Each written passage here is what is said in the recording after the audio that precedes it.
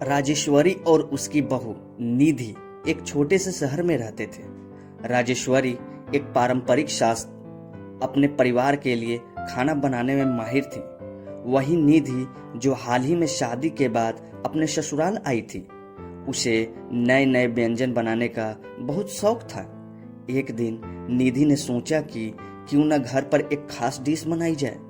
उसने राजेश्वरी से कहा, माँ, आज मैं वेज पिज्जा बनाना चाहती हूँ।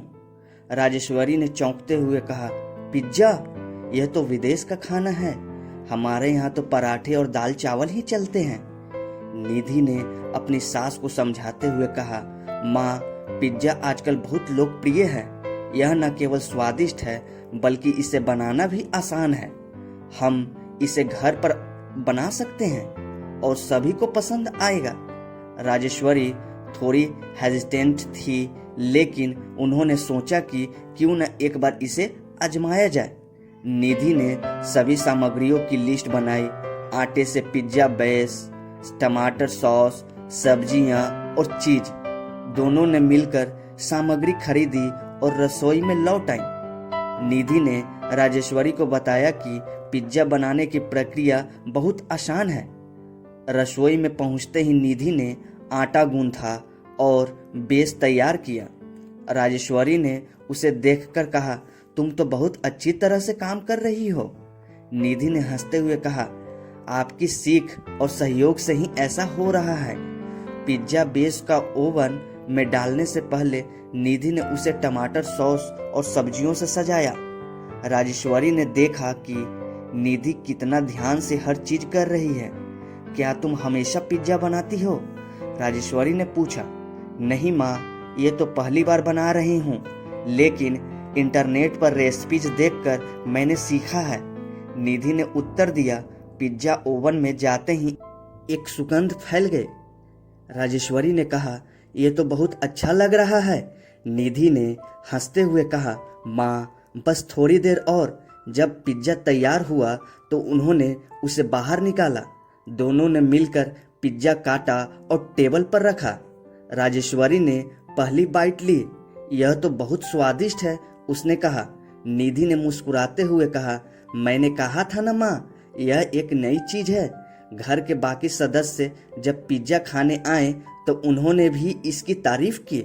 यह तो बहुत अच्छा है बहू, उनके ससुर ने कहा। इससे निधि का आत्मविश्वास और बढ़ गया। इसके बाद निधि और राजेश्वरी ने मिलकर कई और तरह के पिज्जा बनाने की योजना बनाई। उन्होंने विभिन्न टॉपिक्स के साथ प्रयोग किया और अपने मेहमानों को सरप्राइज देने लगे। निधि और राजेश्वरी के बीच का रिश्ता अब और भी मजबूत हो गया था। उन्होंने मिलकर एक नई परंपरा शुरू की, जिसमें हर सप्ताह एक नया व्यंजन बनाने की योजना बनाई गई। राजेश्वरी ने निधि को बताया कि खाना बनाना केवल एक कला नहीं बल्कि एक भावनात्मक जुड़ाव भी है।